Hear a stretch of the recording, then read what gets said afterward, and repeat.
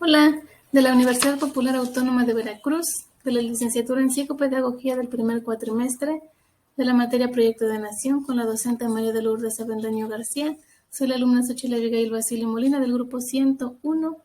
En este video vamos a ver la retrospectiva histórica de México, los paradigmas de la nación mexicana y el nacionalismo y globalización.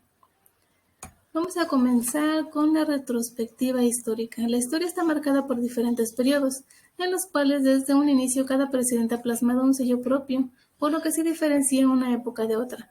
Desde Benito Juárez hasta la actualidad se ven distintos proyectos que han formado la nación mexicana y que han tenido impacto en la educación. Por ejemplo, Benito Juárez es una figura clave para el liberalismo porque estableció la educación primaria gratuita y obligatoria. Contribuyó en la creación de instituciones para la educación superior. Posteriormente se promulgaron leyes que fueron reestructurando de acuerdo a las ideas de cada presidente y a las necesidades que iban surgiendo en la sociedad. Porfirio Díaz, por ejemplo, permitió el desarrollo de las ciencias y las artes, así como la imposición de una educación obligatoria, laica y gratuita. Se mantuvo en la presidencia por más de 30 años, modernizó la economía y la industria. Por otro lado, Venustiano Carranza crea la Constitución de 1917, marcó el final de la Revolución Mexicana y se convirtió en el conjunto de leyes que nos rigen actualmente. Emilio Portes Gil estableció escuelas agrícolas, concedió la autonomía a la Universidad Nacional de México. En su periodo fue creada la Asociación Nacional de Protección a la Infancia. Miguel Alemán Valdés creó el Instituto Nacional Indigenista, el Instituto Nacional de la Juventud y el de Bellas Artes. Se construyó la Ciudad Universitaria, el Auditorio Nacional, se creó el Instituto Politécnico, la Escuela Nacional de Maestros, la Zona Naval de Veracruz y firmó importantes tratados de paz.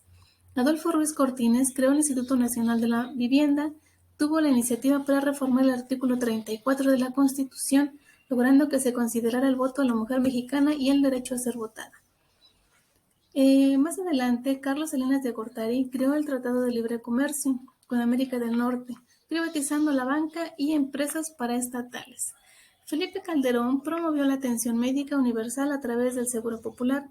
Enrique Peña Nieto llevó a cabo la reforma educativa y otras 13 reformas estructurales que amplían los derechos de las personas. Y en la actualidad, Andrés Manuel López Obrador ha hecho programas de asistencia. Continuaremos vamos a retroceder un poco de la historia con los pueblos prehispánicos. Los pueblos prehispánicos no se resuelve con certeza cómo llegan estas colonias a los diferentes puntos de Mesoamérica. Hay diferentes hipótesis según los escritos y vestigios arqueológicos. Esto hace que las hipótesis sean diversas. El aporte de las primeras culturas prehispánicas son la base para el desarrollo social, con los nuevos avances en el manejo de la naturaleza y el crecimiento de los recursos naturales.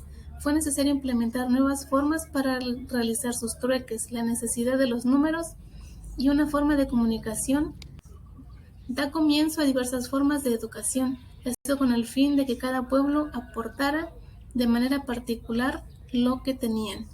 En el tiempo de la colonia se llama así porque es la caída de Tenochtitlán, empieza en 1521 y termina en 1821 con la independencia de México. Es la primera etapa de la conquista. Hernán Cortés conquista Tenochtitlán. Es el tiempo de guerra, intolerancia religiosa y enfermedades. Llegan los europeos a imponer la religión y costumbres a los pueblos indígenas, por lo que se empieza a gestar la guerra de la cultura en Mesoamérica. Posteriormente sigue la independencia. Con la llegada de los españoles a Mesoamérica, el cambio radical de la cultura, la religión y la esclavitud de los pueblos, se desatan conflictos y guerras, por lo que se busca la independencia de México. Empieza el 16 de septiembre de 1810 con el Grito de Dolores, el cual hace Miguel Hidalgo. La independencia de México es un proceso político y social, el cual puso fin a los españoles. Seguimos con la Revolución Mexicana. La Revolución Mexicana inicia el 20 de noviembre de 1910 y termina con la creación de la Constitución Mexicana en febrero de 1917. Comienza con el Porfiriato, el cual duró en el poder más de 30 años. Ese presidente prefería el capital extranjero y los mexicanos trabajaban para ellos. Eran salarios injustos lo cual llegó Francisco I. Madero y propuso el sufragio efectivo o no reelección. Al estar en el poder, no cumple con todas las expectativas del pueblo y surgen movimientos revolucionarios para quitarlos del mando. Posteriormente, sigue el México postrevolucionario, el cual se constituye un nuevo régimen con nuevas bases de Estado moderno. Por ejemplo, Álvaro Obregón decretó la creación de la Secretaría de Educación Pública. Esto trajo avances y cambios significativos en la sociedad, porque se podía tener acceso a la educación, ya no estaba limitada a un grupo social. Los avances en la infraestructura dieron paso a proyectos y nuevas leyes, por lo que hubo la necesidad de programas de educación y culturalización para toda la República. Continuamos con los paradigmas de la nación mexicana. El proyecto de nación de Benito Juárez es el impulso a la educación, estableciendo la primaria gratuita y obligatoria. Fundó la Escuela Nacional de Preparatoria y se fundaron varias instituciones de educación superior como la Universidad Nacional de México.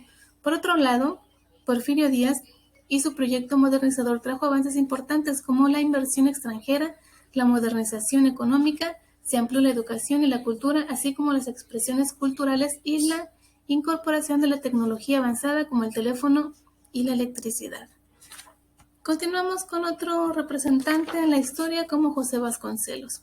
Él, con su proyecto cultural, creó y reinventó los fundamentos de la identidad nacional.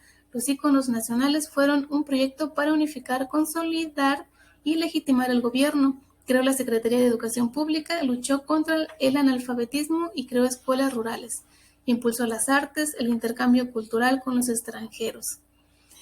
Por otro lado, el proyecto postrevolucionario manifiesta un país y una sociedad que lograba tener manifestaciones artísticas propias, mostraba un país culturalmente atractivo que atraía inversión y turismo. La Escuela Mexicana de Pintura traía como objetivo la creación de un arte pedagógico con contenido político que difundiera valores nacionales. Por último, el proyecto neoliberal es una nueva política económica, promueve la propiedad privada. Miguel de la Madrid redujo las entidades públicas y erradicó empresas paraestatales. El neoliberalismo promueve el libre mercado internacional. Carlos Salinas de Gortari firma el Tratado de Libre Comercio en América del Norte y transformó la fisonomía de la economía mexicana privatizando entidades y empresas. Y por último, no hay que olvidar la identidad mexicana está fundada en los pueblos indígenas, que dan gran aporte cultural a México y son la base de la sociedad en México, lo cual nos hace iguales porque compartimos los mismos orígenes, aunque en la actualidad haya cambiado por la globalización, la cual ofrece grandes aportes tecnológicos y de desarrollo social, por los intercambios de pensamiento y culturas, pero no se debe olvidar que la otredad hace posible la convivencia entre grupos distintos según su religión, conocimientos o nivel social. Por eso es importante no olvidar nuestra identidad como personas y a través de la historia. Por el momento eso es todo y nos vemos en el otro video. Muchas gracias. Adiós.